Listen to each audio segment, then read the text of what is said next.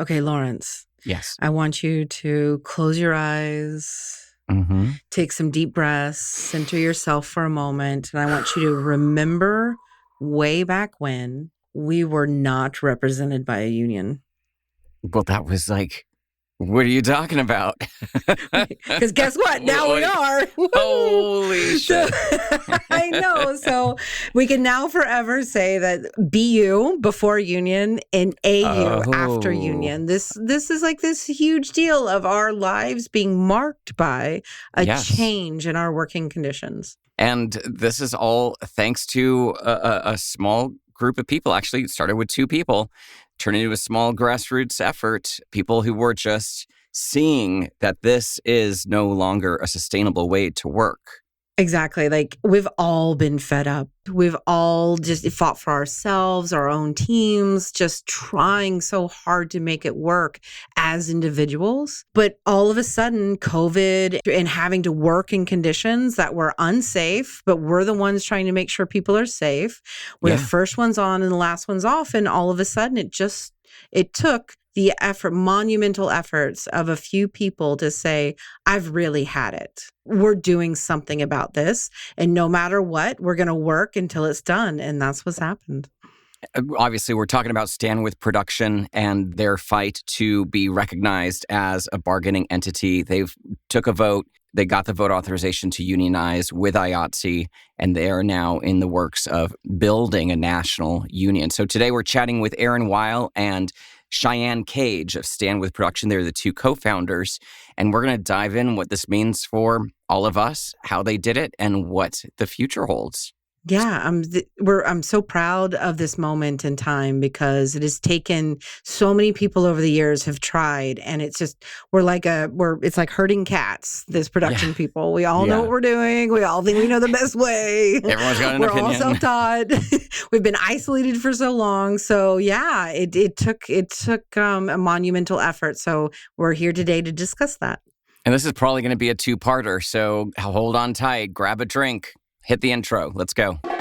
Welcome to the Producers Happy Hour with your hosts, Sister Christian and Lawrence Lewis. We're 2 producers with over 20 years of experience each, chatting over drinks about what it means and what it takes to be a good producer. Join us for insightful interviews and informative show topics that will help you get through your toughest jobs, biggest production challenges, and most difficult clients. So grab a drink. You're going to need it. And let's get to it. Because making shit is hard.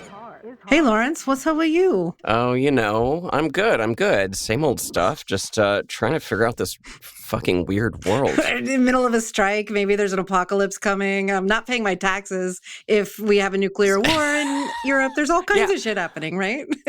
Oh my God. And everything's burning. So yeah, I'm doing great.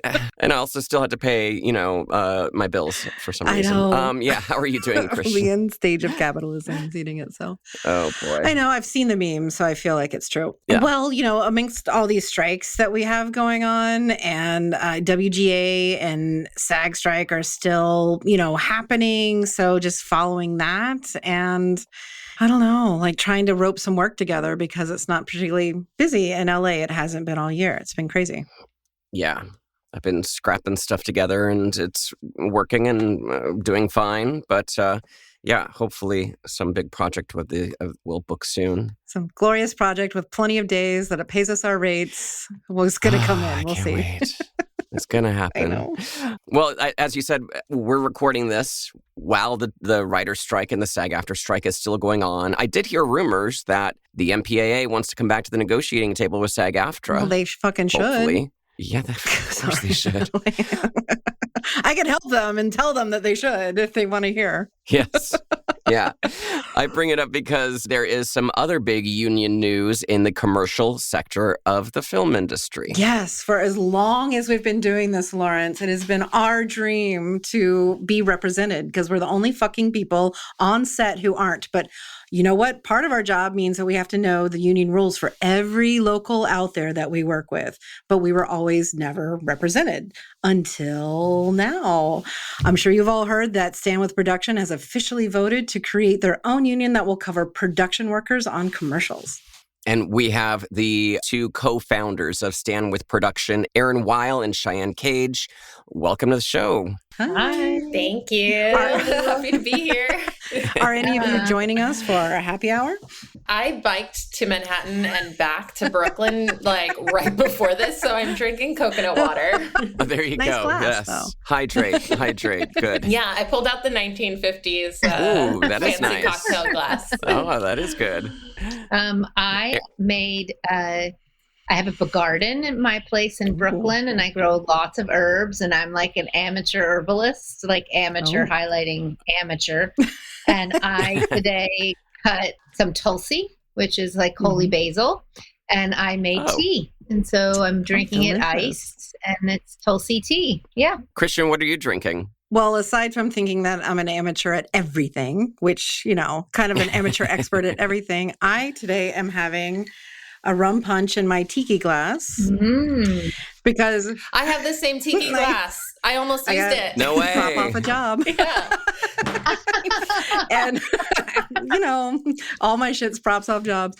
But yeah, I have an overabundance of rum and punch because I'm having a big blowout party, I think, this weekend. So yeah, it's all there. I think it'll be a blowout. Fun. Lawrence, what are you having? Well, I don't know. I scrambled something together. I don't know what it is. We need to come up with a name for it. But I had some pineapple in the fridge because I love pineapple in the summer. So it's vodka, pineapple juice, 2 ounces of vodka, 2 ounces of pineapple juice, an ounce of lime juice, and a dash. There was a recipe. It said, grenadine? I did maraschino liqueur and splash of soda water. And there you go. It's delicious and it's refreshing. It's very summery. I think it should be called the Union.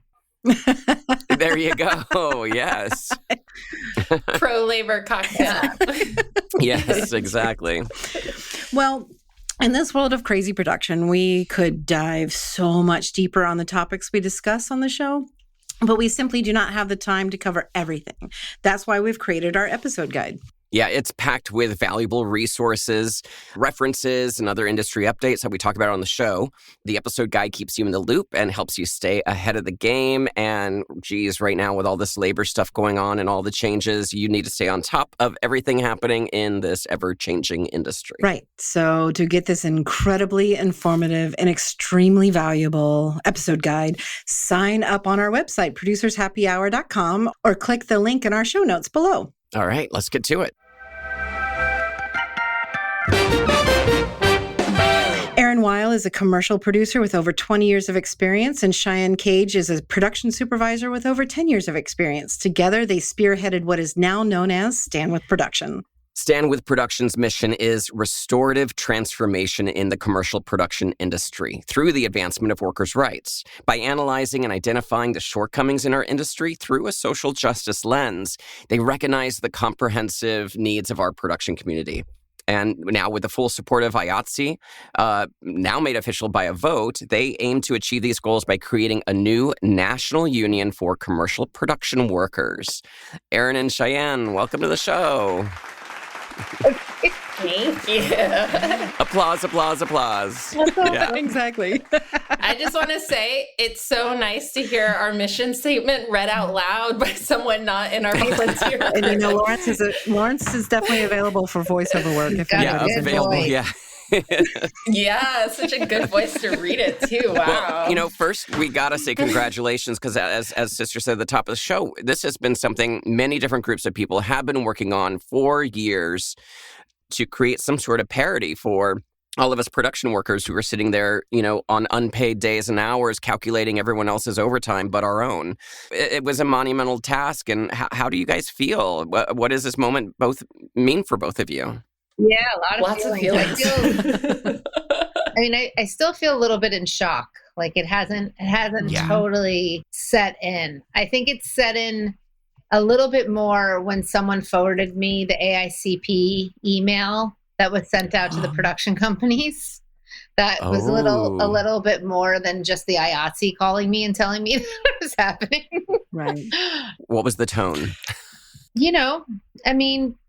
Letting their companies know that we won. This is happening. There was some weird wording in there that was a little, maybe not completely truthful. I guess. I don't know if I should say that out loud, but it was just a little misinformation-ish. I mean, overall, it was enough to make me be like, wow, okay, because we weren't expecting It's that. happening. We thought we knew we had won already when that letter had come out, because we were told on a Saturday, and that letter came out on a Tuesday. And we thought for sure we would be waiting for a week or two for the AICP to make the announcement, because they'd be kind of, just like hemming and hawing a bit, because that's how the whole process went a little bit. But yeah. The tone didn't matter, because the message was still the right message. And it was that we had won majority and we were moving forward to find an equitable contract.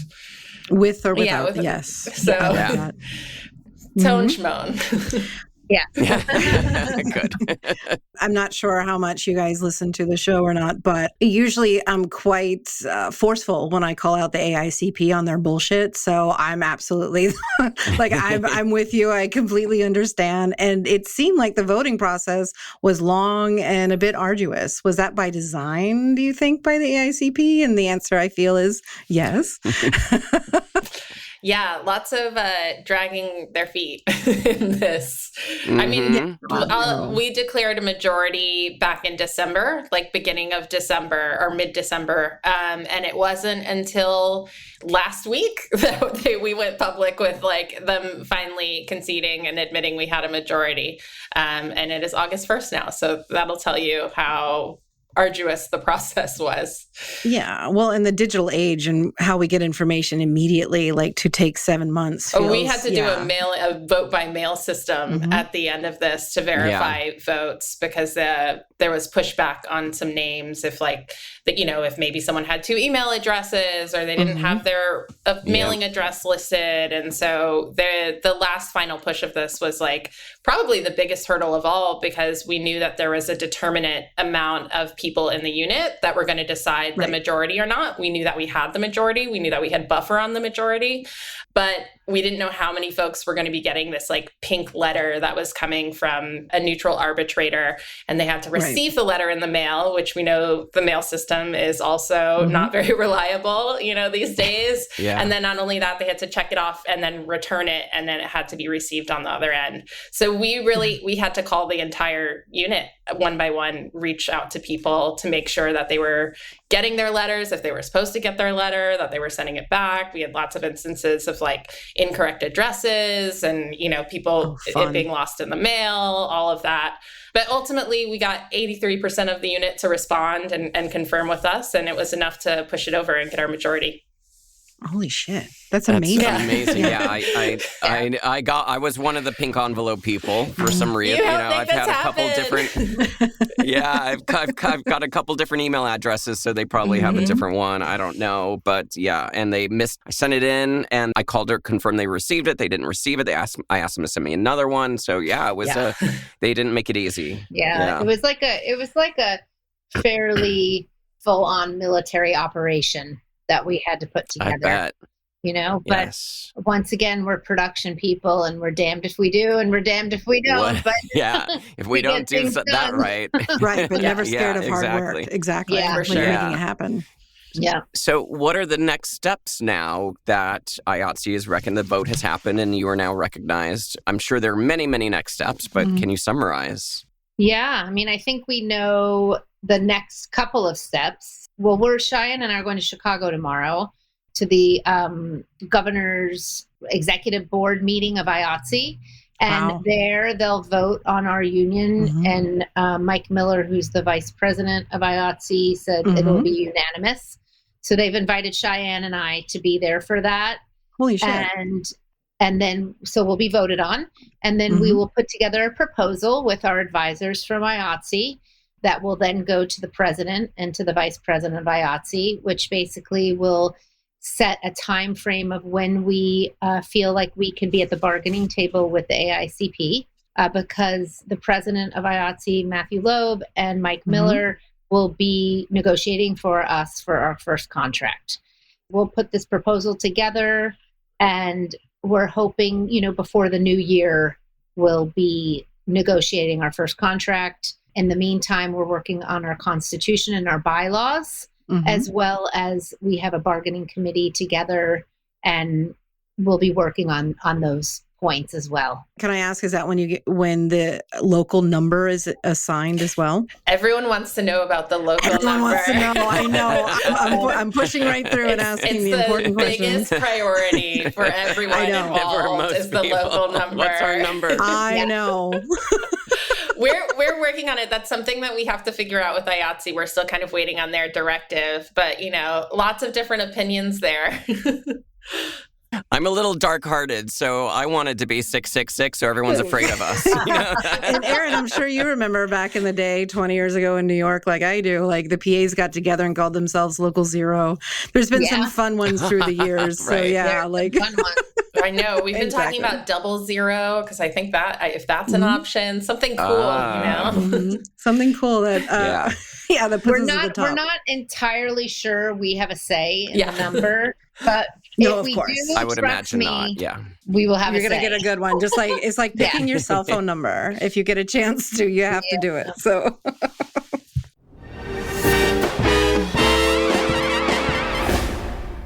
Hey, Christian, what's the most important thing about film production? The setup, pre-production, the most important part. But you know what? A lot of people think that, but you're kind of missing a step. Oh, right. The kickoff calls, because that's how you set up your prep.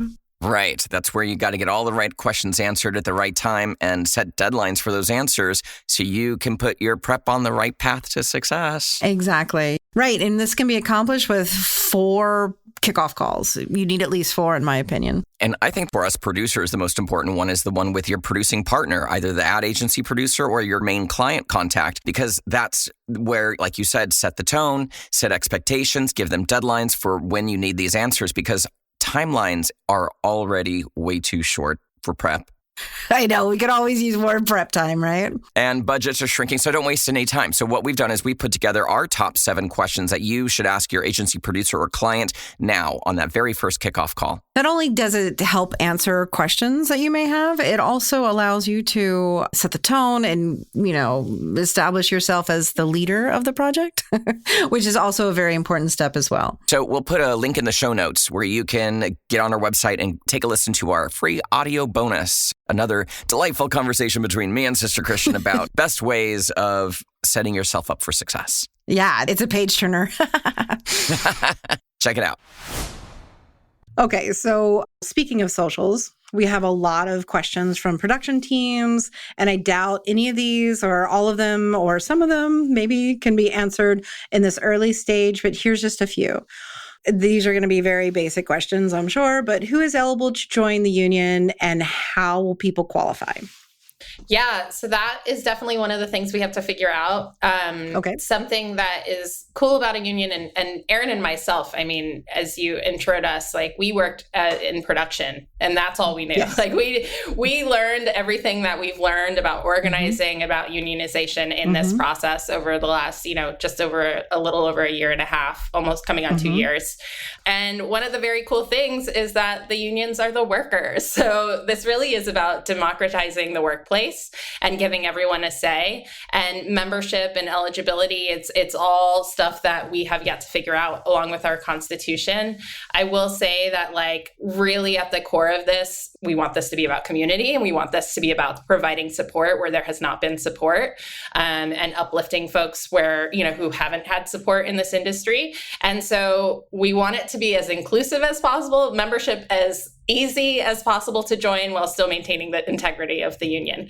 So I will say that we don't know yet, but we definitely want to support as many people as possible and to make it accessible for as many folks as possible as it makes sense to. And I think to just caveat, it will be people who work in commercials. Right. We're not at this stage going to be able to open it up to production assistants who work in film and television.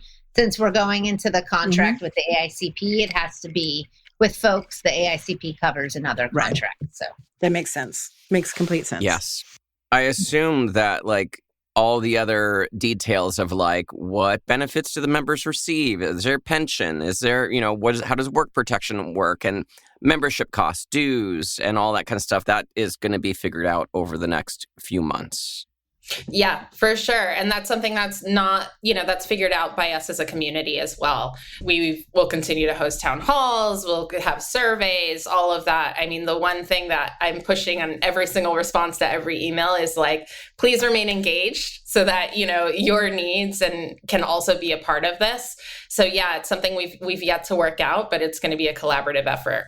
And just to be clear, also things like pension and healthcare are things we bargain for. So we'll come to the table, to the bargaining with a concept or the idea of what healthcare we want and what kind of pension and so on and so forth. But those things won't be decided until we have a contract. Right. And something cool about it is now that we have a union, those things also can't change or be taken away without our approval and our say, which is not the case right now.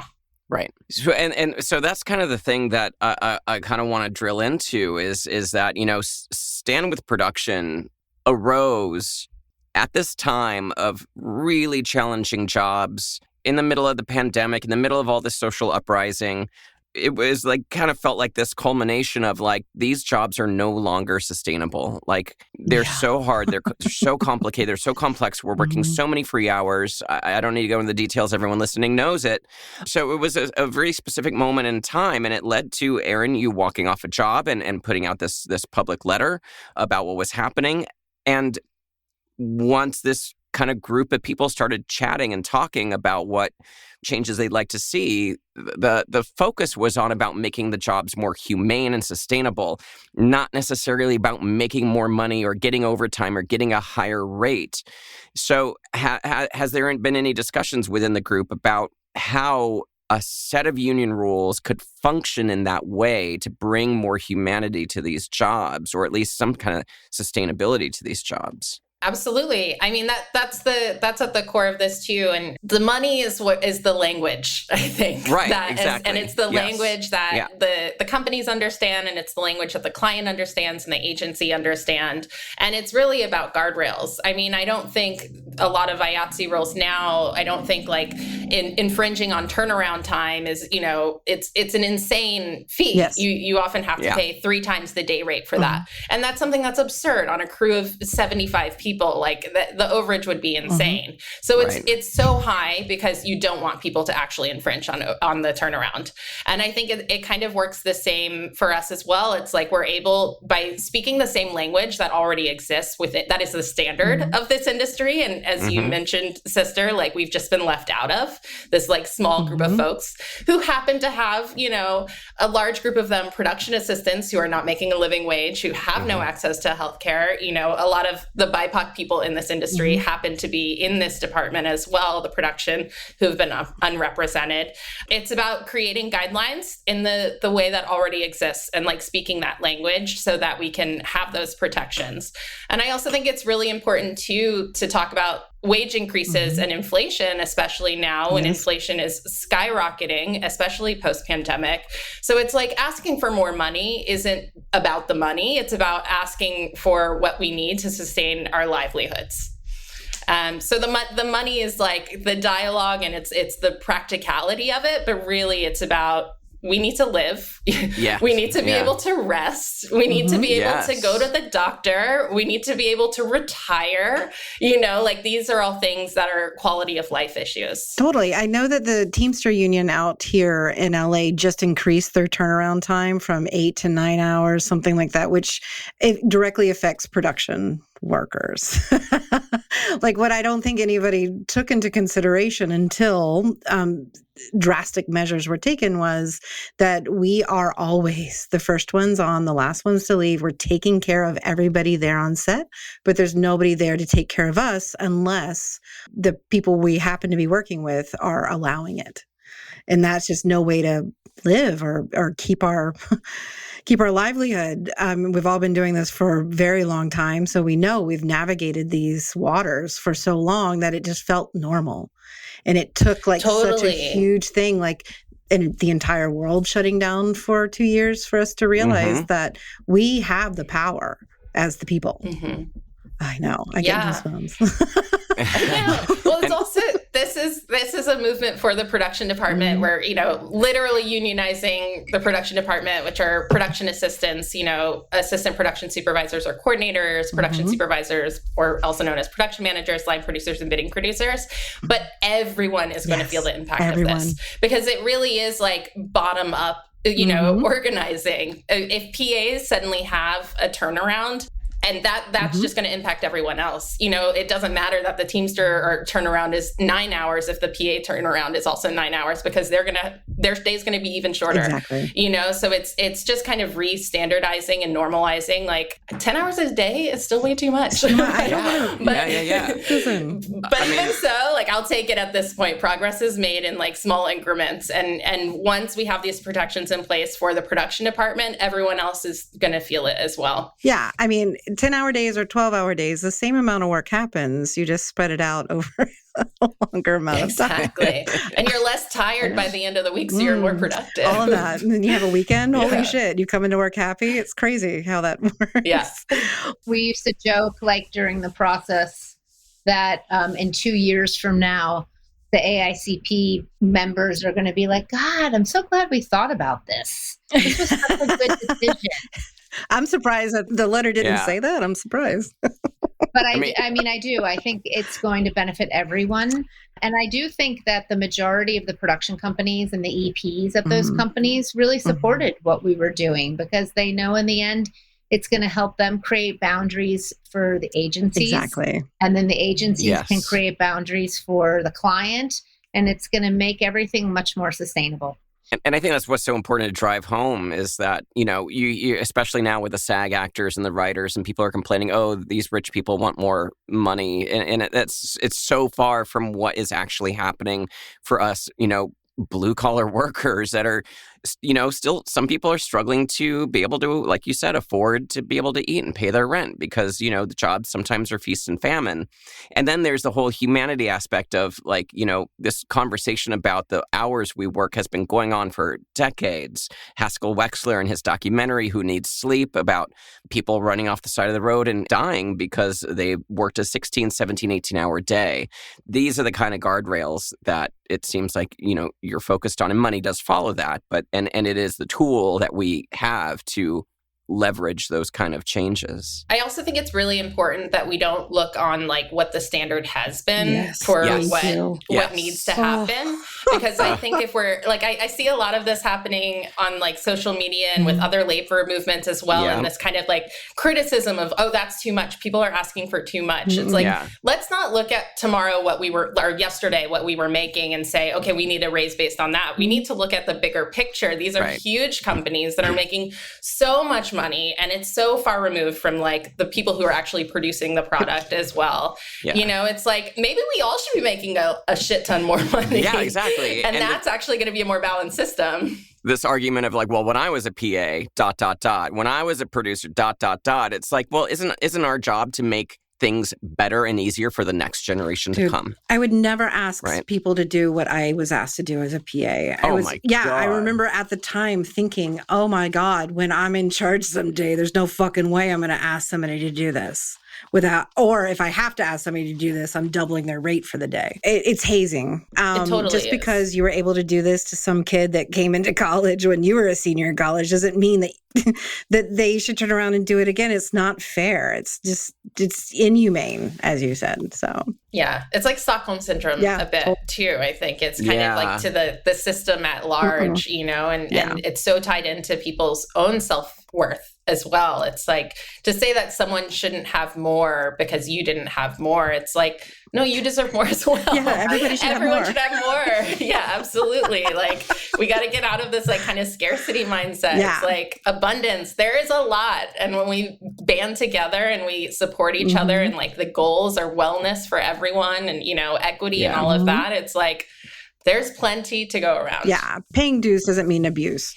Exactly. Yeah. Exactly. One of the most, nourishing things about Stand With Production is, all the different department titles within our group, and in creating that kind of equitable environment amongst us all, because everyone is represented in the leadership in this organization. and really like being able to kind of like hold space for especially the production assistants, and like learning how to hold their own agency, you know, for like being able to talk to a producer within the group and feel confident and tell them what they need and what they would like for their group, you know, and really like offering that time and that space for them to just take more and more and more of the space up so they can be leaders too. And that's been really beautiful to see. And I think as an organization as a whole, like that is what's going to happen on a bigger level for production assistants, having this community, you know, there for them, and know that they're supported and know that they can ask for what they need, you know, and be heard. And that feels really great.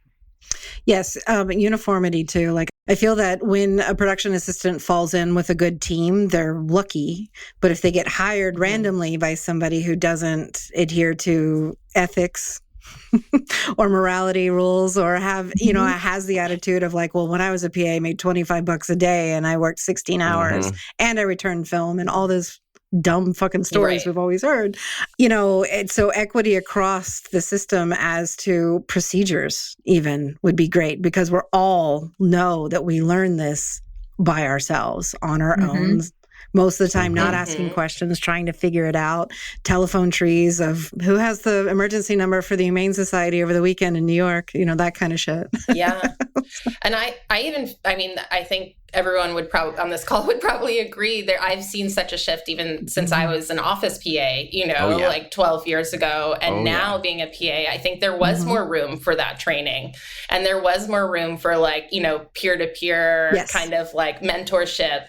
And now you're just the job, as you said at the beginning, like the jobs are so unsustainable. They're nearly impossible to pull off, and there's no space for nurturing that in the people around you too. So that's something that like we also really need and see, and like especially like the fact that we're unionizing PAs in the US right now, and this is the, you know, the first time that is happening, is like it's the beginning of so much change. Yeah. And it's really going to open this industry as far as access. You know what I mean? Like, quite frankly, not everyone can afford to work 80 to 100 hours a week, making less than a living wage with no access to healthcare or pension or any of those things. Like, that's just like such an insanely small group of people who have the privilege to be able to do that, you know, and can do that with their bodies too, like as health as well, like the way that you're working and all of that. So by really raising that floor and raising that standard, it's just like it's busting it wide open